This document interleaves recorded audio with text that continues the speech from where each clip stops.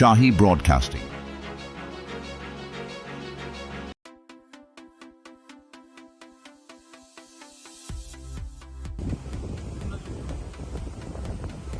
Deputy commissioner doctor प्रीति यादव ने आज राजपुरा के गांव सुरहों के समीप बहने वाले पच्चीदरा बरसाती नाले के बांध पर चल रहे कार्यों का निरीक्षण किया।